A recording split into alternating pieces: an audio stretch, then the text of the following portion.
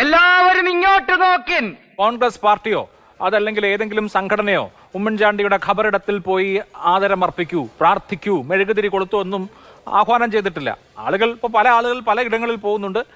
ഏതെങ്കിലുമൊക്കെ ആളുകൾ അവിടെ പോയി മെഴുകുതിരി കത്തിക്കുന്നു, അതല്ലെങ്കിൽ ആ ഖബറിടത്തിൽ പ്രാർത്ഥിക്കുന്നു. ആളുകൾക്ക് പലതരത്തിലുള്ള വിശ്വാസങ്ങളാണല്ലോ.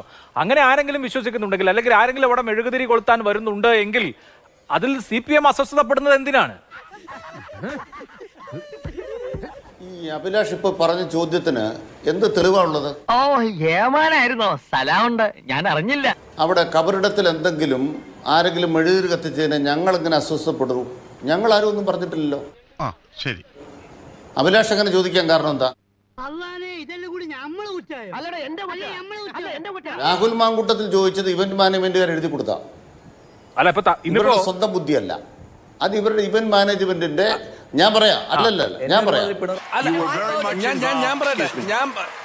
രാഹുൽ പറഞ്ഞത് ഏത് തെളിവ്, ബഹുമാനപ്പെട്ട അഭിലാഷ് പറഞ്ഞത് ഏത് തെളിവിന്റെ അടിസ്ഥാനത്തിലാണ്? എന്നെ ഒരുമാതിരി പിണറായി വിജയനായിട്ട് കാണരുത്.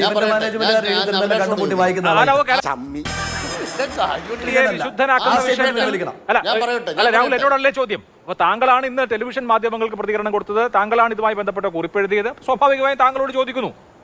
VD സതീശൻ എന്ന് പറയുന്ന പ്രതിപക്ഷ നേതാവ്, ഉമ്മൻചാണ്ടിയെ ജീവിതകാലം മുഴുവൻ വേട്ടയാടിയ ഒരു പ്രതിപക്ഷ നേതാവ്, എന്നിട്ട് അദ്ദേഹം MLA ആയിരിക്കുമ്പോൾ ഉമ്മൻചാണ്ടി തീവട്ടിക്കൊള്ളയാണ് നടത്തിയതെന്ന് പറഞ്ഞ പ്രതിപക്ഷ KPC വൈസ് പ്രസിഡന്റ് ആയിരുന്ന VD സതീശൻ ഇപ്പോൾ ഉമ്മൻചാണ്ടിയെ വിശുദ്ധനായി പ്രഖ്യാപിക്കണമെന്ന് പറഞ്ഞാൽ ആ പൊള്ളത്തരം ഞങ്ങൾ തുറന്നു കാട്ടുന്നത് ഖബറിടുമായിട്ട് എന്ത് ബന്ധം?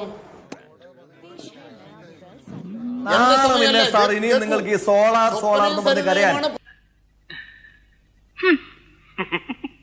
7 വർഷമായിട്ട് അട്ടത്തിരിക്കുകയല്ലേ? 7 വർഷമായിട്ട് അട്ടത്തിരിക്കുകയല്ലേ? പിണറായി വിജയനല്ലേ കേരളത്തിന്റെ മുഖ്യമന്ത്രി? നാണം കെടുത്താനായിട്ട് തിരിച്ചിരിക്കും.